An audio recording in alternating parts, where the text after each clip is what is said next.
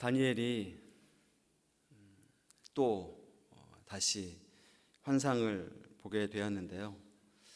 이번에 다니엘이 보게 되는 환상은 마지막 환상입니다. 사실 우리가 다니엘 7장부터 지금 계속해서 환상을 보고 있는데요. 여러분 어떠신가요? 저는 좀 어찔어찔한데요. 제 생각에 이 환상은, 다니엘에게 보여주신 환상은 또 다른 눈이었으면 합니다. 하나님이 다니엘과 다니엘서를 읽었던 첫 번째 독자들과 그리고 모든 시대의 독자들, 저와 여러분들에게 주시는 지금 우리 육체에 있는 두 눈 말고 또 다른 눈으로 이 환상을 주신 것이다 라고 생각하면 좋겠습니다. 사실 우리 육체의 눈을 압도하는 이 세상은 너무나 폭력적이고 너무나 거대합니다. 그런데 이런 세상에 굴하지 않고 우리 하나님께서 견고한 이 세상의 세력들을 쳐서 파하실 영광의 날이 올 것을 기대하게 하는 또 다른 눈이어야 한다고 믿습니다.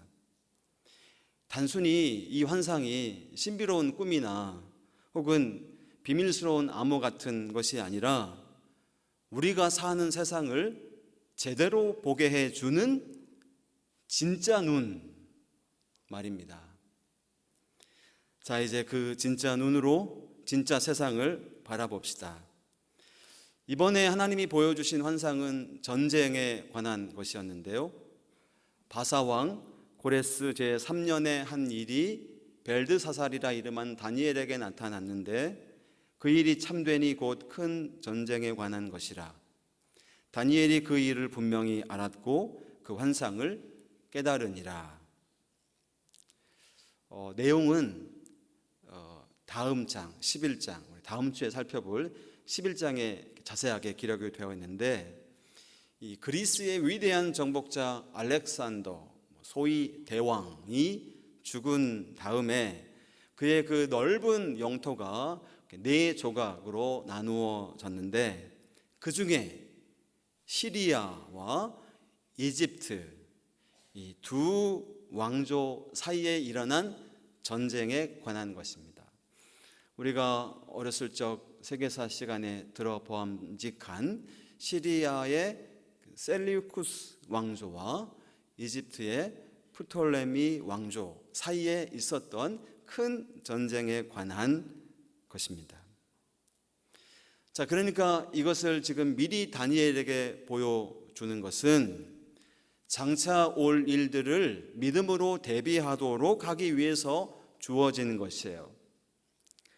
아무리 악한 자들이 하나님을 대적하며 하나님의 백성들을 괴롭힌다고 해도 모든 것을 다스리시는 전능하신 하나님께서 그들을 심판하실 것이고 하나님의 백성들을 지켜주실 것이니 두려워하지 말라고, 무서워하지 말라는 것입니다. 지금 7장을 읽었는데, 10장을 읽었는데요. 7장부터 하나님이 이제 보여주시는 환상이 계속 되잖아요. 여기까지 오면서 하나의 특징이 있습니다. 그것은 넓은 범위의 역사로부터 시작해서 점점 이렇게 좀 시야가 좁혀지고 있다는 것입니다. 처음에 하나님께서는 넓은 의미의 역사를 미리 보여주시고 점점 하나님의 백성들과 연관된 내용으로 좁혀지고 있다는 것입니다. 바벨론, 메데, 바사, 그리스, 로마 제국에 관한 환상을 보여주셨는데요. 그 다음에는 마지막 네 번째 짐승에서 나오는 10뿔, 특별히 작은 뿔에 관한 환상이 있었습니다. 그런 다음 다니엘은 메대와 바사, 그리스를 나타내는 숫양, 숫염소 환상을 보았죠. 숫양을 첫 수주는 짓밟는 숫염소, 큰 뿔이 꺾이고 거기에서 네 뿔이 나오는데 네 뿔 중 하나 작은 뿔이 아주 심대하게 커지는, 그리스 제국의 알렉산더와 그의 사후에 그의 영토가 네 조각으로 나누어 통치될 것을 가리키는 그 중 하나 작은 뿔이 이 네 나라 중에 시리아, 거기에서 훗날 왕이 될 안티오커스 에피파네스를 가리킨다라고 우리는 생각합니다. 근데 그게 그 작은 뿔이 이 안티오커스 4세가 하나님을 대적하고 하나님의 백성들을 심각하게 핍박하게 된다는 것입니다. 그리고 오늘 10장인데요. 10장과 11장, 12장은 한 묶음으로 다니엘에게 보여주신 마지막 환상의 이야기가 있는데 이 안티오커스 4세에게 집중되어 있습니다. 장차 하나님의 백성들을 정말 심각하게 핍박할 사람이에요. 근데 문제는 그 핍박의 기간 동안에 하나님의 선지자가 나타나지 않는다는 것입니다. 하나님께서는 구약의 역사 가운데 하나님의 선지자, 예언자, 하나님의 말씀을 맡은 사람들이 하나님의 보내심을 받아서 하나님 백성들에게 하나님 말씀을 전합니다. 거의 동일한 포인트는 돌아오라는 것입니다. 하나님께라도 이제라도 돌이키라는 것이었죠. 그런데 구약 성경의 마지막 책 말라기라는 책이 있잖아요. 이 말라기라는 예언자가 사역을 하고 그 다음에 신약 성경이 시작되는 예수님이 오실 때까지 한 400년 정도가 되는데 이 기간 동안에 하나님께서 보내시는 선지자가 없다라는 것입니다. 우리는 이 기간을 구신약 중간기라고 부르죠. 영적으로 암흑기다라고도 표현을 합니다. 자, 그러니까 지금 다니엘에게 그때 일어날 일을 미리 지금 보여주시면서 큰 환난과 핍박을 하나님의 백성들이 당할 터인데 그때 하나님의 선지자가 나타나지 않을 것이기 때문에 이 본문의 말씀이 그만큼 중요하다라는 것입니다. 환난과 핍박을 당할 하나님의 백성들에게 중요한 계시가 될 거예요. 미리 대비하라는 것입니다. 이 말씀을 통해 장차 오게 될 무서운 환난과 핍박을 대비하기 위해서 주어진 말씀이에요. 사실 이것은 오늘 우리에게도 좀 적용이 가능하겠습니다. 우리는 예수님께서 오셔서 십자가에서 죽으시고 부활하시고 승천하셔서 하나님의 나라를 우리 가운데 이루어 주셨죠. 그리고 우리에게는 성령님을 보내주셔서 지금 함께 동행하며 살게 하십니다. 그리고 다시 오신답니다. 예수님이. 그때 하나님의 나라가 온전하게 이루어진대요. 그러니까 우리는 지금 이미 예수님이 처음 오셔서 이루신 하나님의 나라 안에, 그러나 다시 오셔서 이루실 완전한 하나님의 나라가 아직은 아닌 이미와 아직 그 사이에 어디쯤에 우리가 살고 있다라고 말을 합니다. 그런 우리들에게 하나님의 말씀이 예수님 다시 오실 때까지 잘 대비하며 준비하는 삶을 살라고 예수님께서도 수없이 많은 말씀들을 우리에게 해 주셨어요. 달란트 비유, 열 처녀 비유, 혼인 잔치 비유, 예수님이 굉장히 많은 비유들을 우리에게 말씀해 주셨는데 다 여기에 해당되는 말씀이겠습니다. 이 말씀들을 명심하고 이 말씀들을 기억하고 이 말씀들을 붙잡고 다가올 마지막 날을 잘 준비하라 이것입니다. 다니엘이 슬퍼하며 21일 동안 음식을 절제하며 기도한 후에 하나님이 보여주시는 환상을 보았습니다. 그때 나 다니엘이 세 일해 동안을 슬퍼하며 세 일해가 차기까지 좋은 떡을 먹지 아니하며 고기와 포도주를 입에 대지 아니하며 또 기름을 바르지 아니하니라. 다니엘은 왜 슬퍼하며 기도했을까요? 오늘 본문에는 그 이유가 분명히 밝혀지지는 않습니다. 그런데 성경의 이곳저곳 혹은 성경 밖의 역사를 우리가 조금 생각해 보면 추측이 가능하지 싶습니다. 단서가 오늘 10장 1절에 바사 왕 고레스 제3년에 라는 표현이에요. 고레스 왕이 된 지 3년 되었을 때라는 것입니다.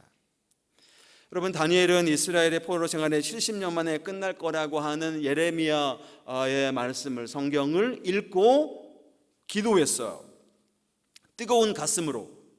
그리고 마침내 고레스라는 사람이 왕이 되자 칙령을 내려서 유대인들을 포함한 모든 식민지 백성들이 다 자기네 고향으로 돌아갈 수 있도록 명령을 내렸습니다.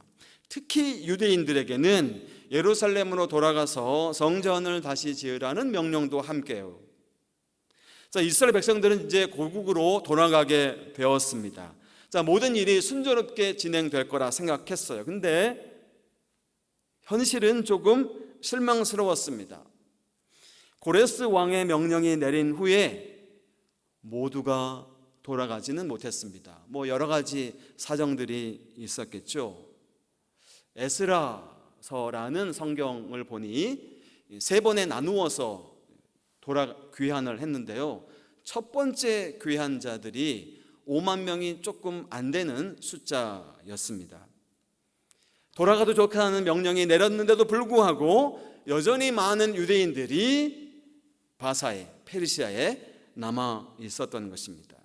뿐만 아니라 예루살렘으로, 고향으로 돌아간 유대인들이 돌아가서 이제 파괴하고 없어진 성전을 다시 지으려는 공사를 시작했는데 이게 순조롭지 않다는 소식이 자꾸만 들려오는 것입니다. 돌아간 유대인들이 자기들이 살 집을 짓기 전에 성전 건축을 시작했어요. 아주 좋은 일입니다. 뜨거운 감격 속에 성전 기초 공사를 마쳤는데 방해가 이게 만만치가 않은 것입니다. 대적자들이 말이죠. 심지어는 여기 지금 바사 왕궁, 페르시아 왕궁에 자꾸 투서를 올리는 것입니다. 이 유대인들이 성전 건축하는 것을 중단하게 해달라고 하는 탄원을 올리는 거예요. 여러분, 이때 다니엘이 바사, 페르시아에서 고위직 공무원에 있었다는 것을 우리가 생각한다면 이 탄원서를 다 읽었겠죠. 어떤 내용인지 다 알았을 것입니다. 이 소식을 들은 다니엘이 슬퍼하며 기도한 것 아닐까요? 좋은 음식 먹지 않고 포도주도 마시지 않고 기름도 바르지 않고 3주 동안을 그렇게 기도한 것입니다. 다니엘은 고레스 왕의 포로 귀환 명령이 내려졌을 때 예루살렘으로 돌아가지 않았습니다. 70년 동안 포로로 10대에 잡혀와서 지금 90에 이를 때까지 예루살렘을 향하여서 창문을 열고 하루에 3번씩 늘 기도하고 늘 오배물망 고국을 그리워하고 성전을 꿈에도 잊지 못했던 다니엘인데 왜 돌아가지 않았을까요? 다니엘은 여러 가지 추측이 있을 텐데 아마도 첫째는 나이가 너무 많아서이지 않았을까요? 이제 거의 90세가 다 되어가는 노인이 여기 페르시아, 바벨론에서 예루살렘까지 이 먼 거리를 교통수단이 지금처럼 좋지 않은 시대에 돌아가는 것은 육체적으로 무리였을 것입니다. 게다가 바사에 남아서 해야 할 일들도 있었을 것이요. 나라의 중요한 일을 맡고 있었기 때문일 것입니다. 자, 그렇게 바사에 남아서 다니엘이 해야 할 가장 중요한 일은 무엇보다 기도였습니다. 비록 고국으로 돌아가지는 못했지만 바사에 남아서 기도하였어요. 특별히 성전 건축의 공사가 자꾸만 지지부진, 지연되고 중단된다는 사실을 알고 슬퍼하며 기도하였습니다. 우리들에게도 가장 중요한 일은 기도여야 합니다. 어제 우리 단기 선교팀이 인도네시아 바탐으로 떠났는데요. 시간 너무 많아서 놀러 할 일 없어서 떠난 사람들이 아닙니다. 벌써 몇 달 전부터 주일날 거의 6시까지 매 주일마다 훈련하고 간절히 기도하고 준비하고, 특별히 여름 이 시간 휴가 기간을 미리 떼어놓고 또 물질도 본인들이 준비해서 떠나는 일입니다. 우리 교회의 대표 선수로 현장에 간 것이죠. 우리 교회가 하는 이 교육 선교를 이번 여름에 또 감당하기 위해서 자원한 분들입니다. 우리가 이분들의 사역을 위해서 함께 기도 선교사로 이 기간 동안 함께 기도해 주시기를 바랍니다. 우리나라 대한민국을 위해서 기도해야 할 때예요. 눈물로 우리의 자녀들을 위해서 정말 기도해야 할 때입니다. 우리 자녀들이, 특별히 어린 자녀들이 살아가고 있는, 또 앞으로 살아갈 현실은, 우리 사회의 모습은 저와 여러분들이 살았던 시대와는 너무나 다른, 부정적으로 다른, 너무나 폭력적이고 너무나 우리 아이들을 옥죄는 그런 사회 가운데 살아가야 할 우리의 자녀들을 위해서 기도해야 할 것입니다. 교회를 위해서, 우리 함께 신앙생활하는 믿음의 동료들을 위해서 함께 기도해야 될 것이요, 시급한 개인적인 기도는 또 얼마나 많겠습니까? 뜨거운 마음으로 힘써 기도하는 성도들이 되시기를 바랍니다. 다니엘이 기도를 마쳤을 때 다니엘에게 환상을 하나님 보여주셨습니다. 그때 내가 눈을 들어 바라본 즉 한 사람이 세마포 옷을 입었고 허리에는 우바스 순금 띠를 띠었더라. 또 그의 몸은 황옥 같고 그의 얼굴빛은 번갯빛 같고 그의 눈은 횃불 같고 그의 팔과 발은 빛난 놋과 같고 그의 말소리는 무리의 소리와 같더라. 다니엘이 한 사람을 보았다는데요, 누구일까요? 네, 예수 그리스도이십니다. 다니엘은 그리스도를 만나 뵌 후에 죽은 것처럼 되어서 그 자리에 쓰러지게 되었대요. 이 환상을 나 다니엘이 홀로 보았고 나와 함께한 사람들은 이 환상을 보지 못하였어도 그들이 크게 떨며 도망하여 숨었느니라. 그러므로 나만 홀로 있어서 이 큰 환상을 볼 때 내 몸에 힘이 빠졌고 나의 아름다운 빛이 변하여 썩은 듯하였고 나의 힘이 다 없어졌으나 내가 그의 음성을 들었는데 그의 음성을 들을 때 내가 얼굴을 땅에 대고 깊이 잠들었느니라. 신비로운 경험이잖아요. 이 경험이 성경에 왜 기록되어 있을까요, 여러분? 지금 다니엘이 그리스도의 임재를 만난 것입니다. 그리고 막 너무나 힘이 빠지고 자기 얼굴빛이 변하여 썩은 듯 하였대요. 얼굴에 땅에 대고 깊이 잠들었답니다. 이 놀라운 성경의 체험이 성경에 기록된 이유는 이 말씀을 읽고 있는 저와 여러분들 모두에게, 여러분들도 다니엘처럼 이 놀라운 신비한 영적인 체험을 하십시오 라는 것이 아닙니다. 오히려 본문이 성경에 기록된 이유는 하나님의 임재를 갈망하고 하나님의 말씀을 듣는다는 것이 얼마나 우리 삶을 압도하는 것인지를 보여주기 위함일 것입니다. 여러분, 하나님의 임재를 경험하면 언제나 얼굴이 환해지고 밝아지는 것이 아니라 또 어떨 때는 매우 곤고해지고 무력해지기도 합니다. 그렇게 힘이 완전히 빠지게 되었을 때 또 신비롭게도 위로부터 임하는 강력한 힘을 얻게 되기도 하죠. 구약 성경에 다니엘이 있었다면 신약 성경에도 이와 비슷한 경험들을 하게 되는 사람들이 있죠. 바울도 다메섹으로 가는 길 위에서 주님을 만날 때 그리하였고, 예수님의 제자들 중 베드로도 그랬죠. 어느 날 처음 만났을 때 예수님 밤새도록 물고기 잡았는데 한 마리도 못 잡았어요. 예수님 만나 물고기를 굉장히 많이 잡았습니다. 그때 베드로가 주님께 하는 말이, 주님, 저 죄인입니다. 저를 떠나세요. 아니, 예수님께서 베드로에게 너 나쁜 놈, 너 죄인이지 라고 혼내지도 않았는데 왜 베드로가 이런 말을 하는 걸까요? 영적인 신적인 임재를 우리가 경험하게 되면, 이 하나님의 이 권위의 임재에 우리가 사로잡히게 되면 이런 경험이 있는 듯합니다. 왜 아니겠어요? 그 밝은 빛이 우리를 확 비치면 우리 안에 있는 더러움이, 죄가 확 드러나게 되는 것인데 어떻게 베드로처럼 그렇게 경험하지 않을 수 있단 말입니까? 슬퍼하며 탄식하던 다니엘이야말로 하나님의 임재의 놀라운 경험 안으로 들어가게 됩니다. 그 홀로 하나님이 보여주시는 환상을 보게 된 거예요. 여러분, 누가 능력 있는 자입니까? 탄식하는 자입니다. 눈물로 기도하는 사람입니다. 다른 사람들은 이것을 감당하기 어려워 도망가고 숨어버렸지만 다니엘은 홀로 남아 하나님의 환상을 보았어요. 사랑하는 여러분, 이 여름에 우리들도 역시 하나님 앞에 홀로 서는 시간이 있기를 바랍니다. 무엇보다 목사인 저에게 이런 고독한 시간이 너무나 필요하다.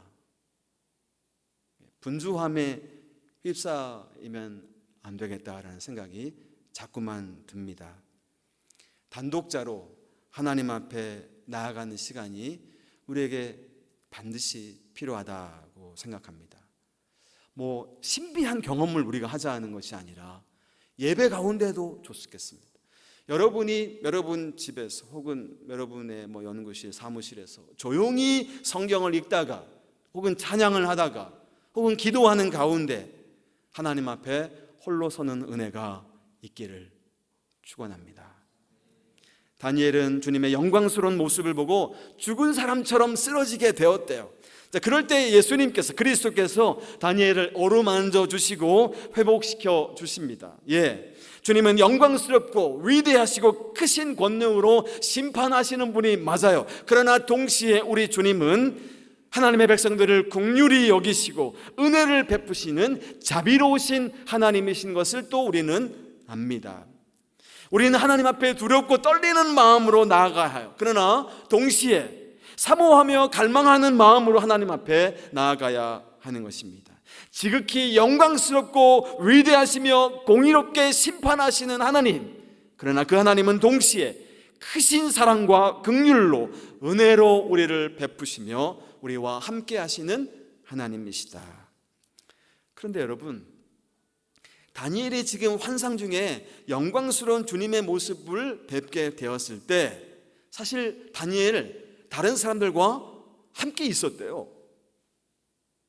이 환상을 나 다니엘이 홀로 보았고 나와 함께한 사람들은 이 환상을 보지 못하였어도 그들이 크게 떨며 도망하여 숨었습니다.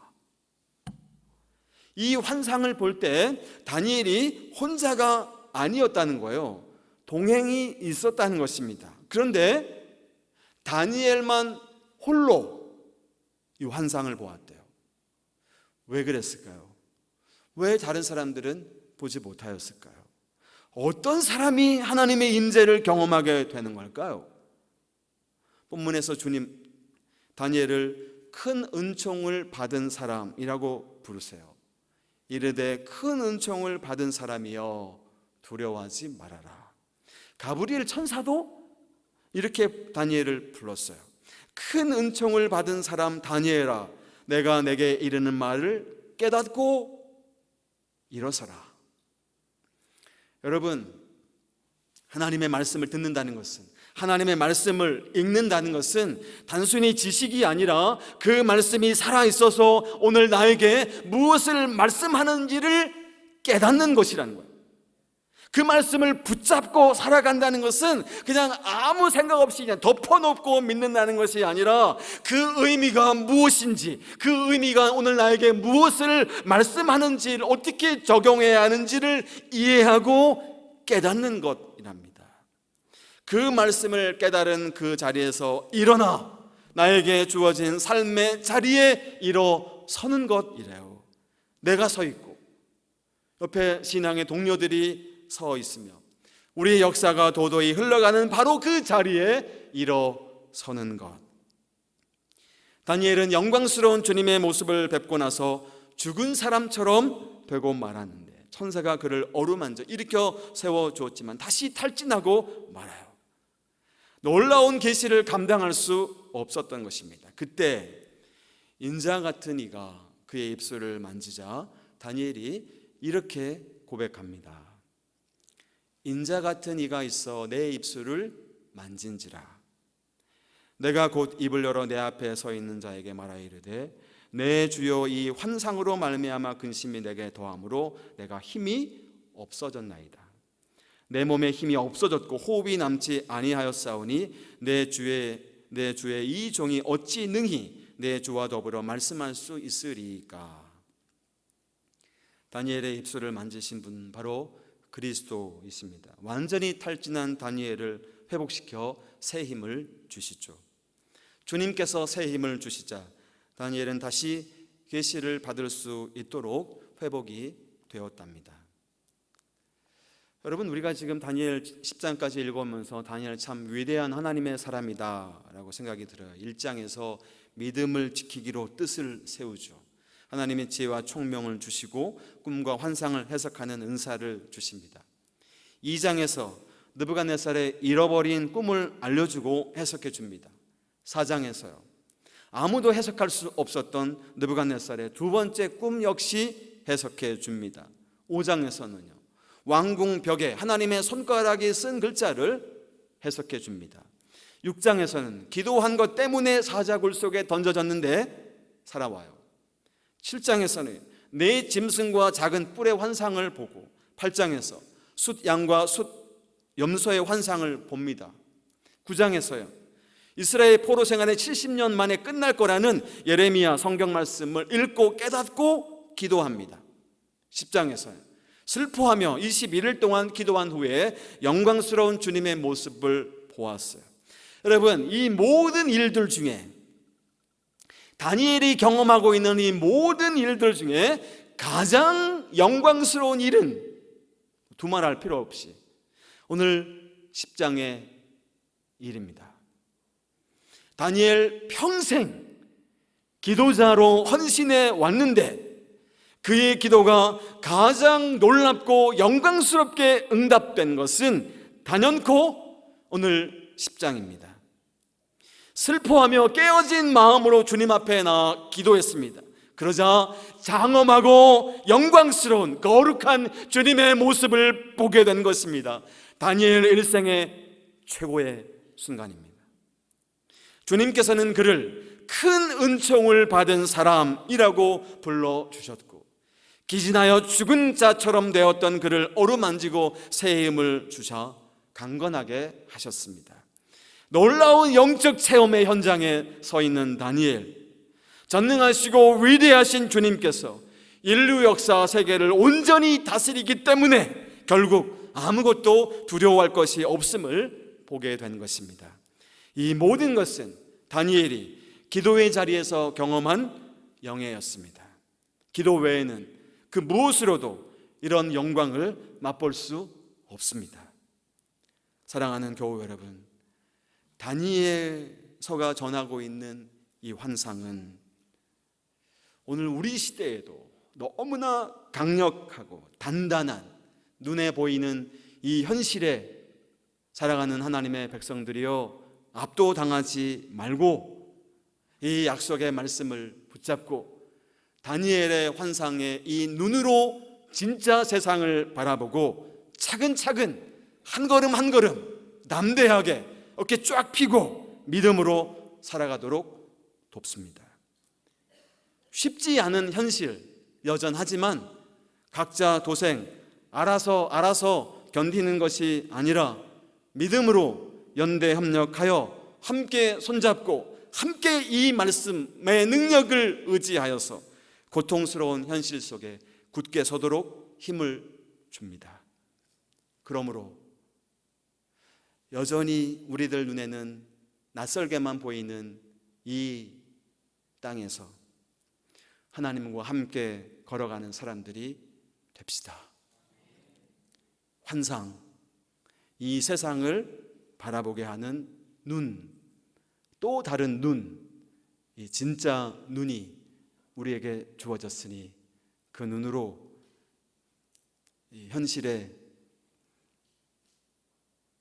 제가 오늘 세 번째 조금 적절치 않은 표현을 쓰는데요, 이 현실에 쫄지 말고 진짜 눈으로 이 세상을 바라다보며 승리하며 살아가는 우리 모두가 됩시다. 기도하겠습니다.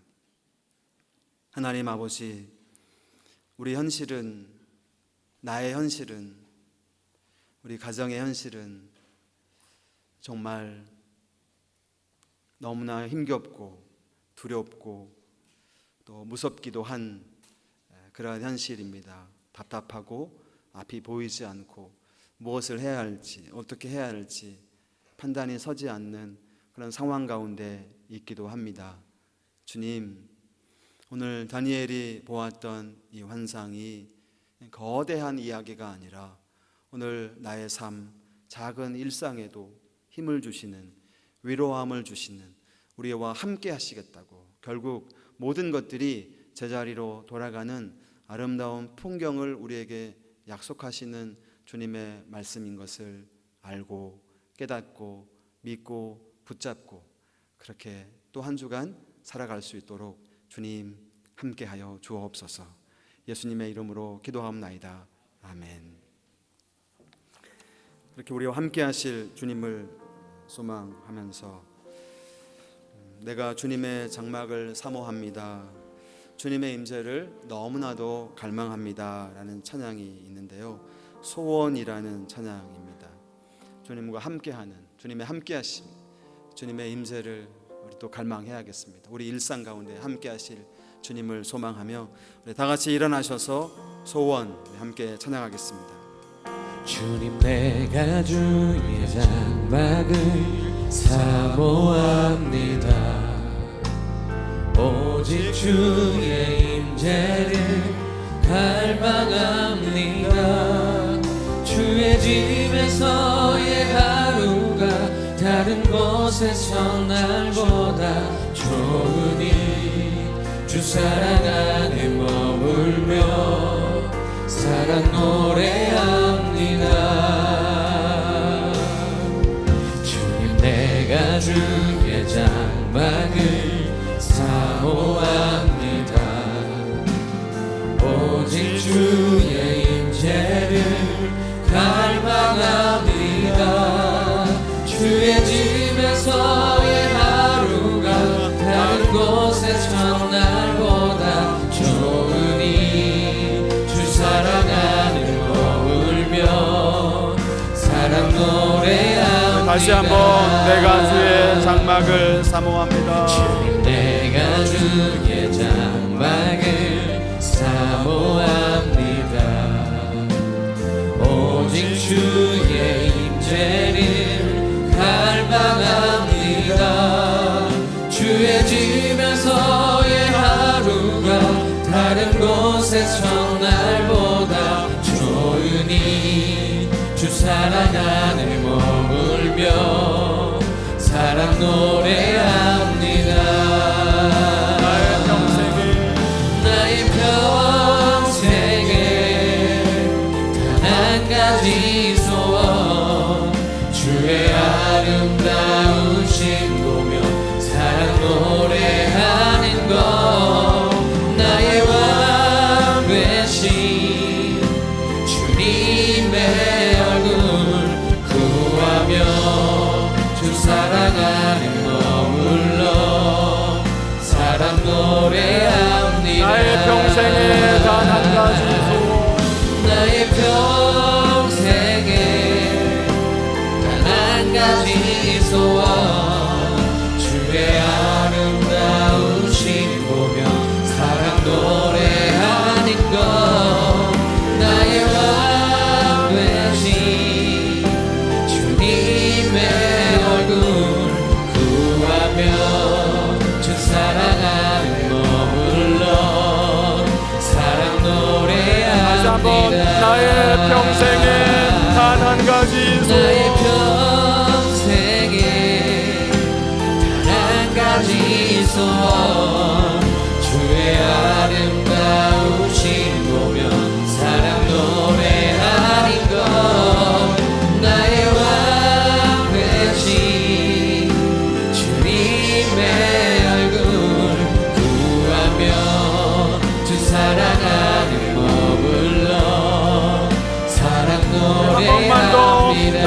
평생에 단 한 가지 소원, 나의 평생에 단 한 가지 소원, 주의 아름다우신 보며 사랑 노래하는 것, 나의 왕 되신 주님의 얼굴 구하며 주 사랑하며 머물러 사랑 노래합니다.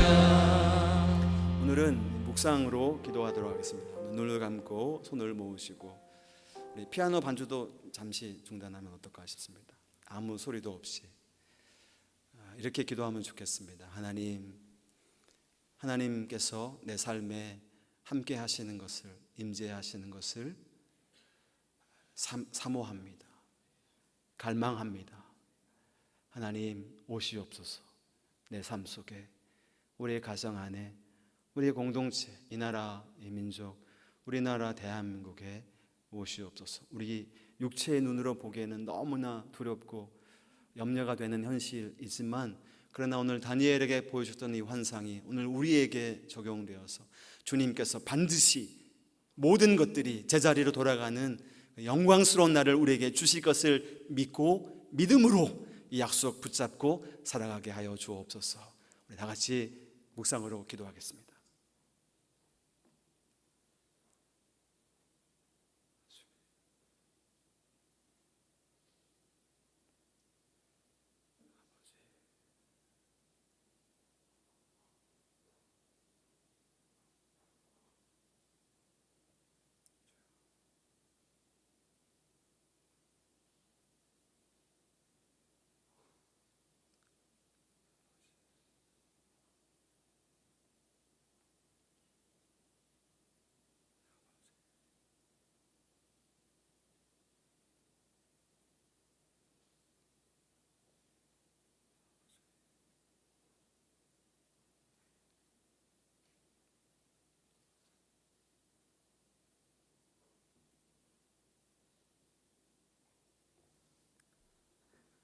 자비로우신 주님, 우리 한 사람 한 사람이, 우리 백석대학교회가 하나님의 오른손에 온전히 사로잡혀서 우리에게는 힘이 없음을 드러내는 사람들, 공동체가 되게 하여 주옵소서. 그러나 우리는 이렇게 약하고 작은데도 우리와 함께 하시는, 우리를 붙잡고 계시는 그 힘, 그 강력한 힘으로 우리가 모든 것을 감당해 내는 하나님의 사람들, 그리고 주님의 공동체가 되게 하여 주옵소서. 은혜로우신 주님, 우리의 싸움은 혈과 육에 관한 것이 아니며 이 세상의 공중권세 잡은 이들과의 싸움인 것을 압니다. 오직 주님만을 의지하고 승리하게 하여 주옵소서. 오직 하나님만을 의지하고 신뢰하여 요동치 않게 하여 주옵소서. 그런 신앙의 고백과 감사의 마음을 담아 드리는 이 헌금이 그런 하나님의 나라의 일에 귀히 쓰임받게 하여 주시고, 주님, 사랑하는 모든 교우들의 삶, 가정, 일터와 사업터에 하나님 찾아와 주시고, 하나님 필요를 채우시며 하나님 과연 살아계시고 우리와 함께 하심을 우리가 또 보게 하여 주옵소서. 하나님, 이번 한 주간 우리의 일상 가운데 하나님이 함께 하시는 임재의 영광을 우리가 경험할 수 있도록 주여, 우리 일상 가운데 구석구석 하나님 숨겨놓으신 보석 같은 그런 은총의 순간들을 우리가 경험할 수 있도록 하나님 함께 하여 주옵소서.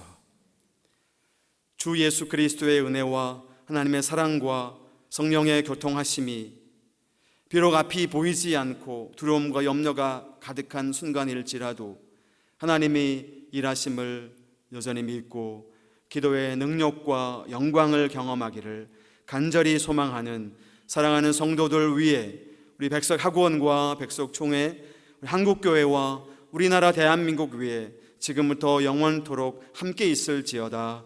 아멘.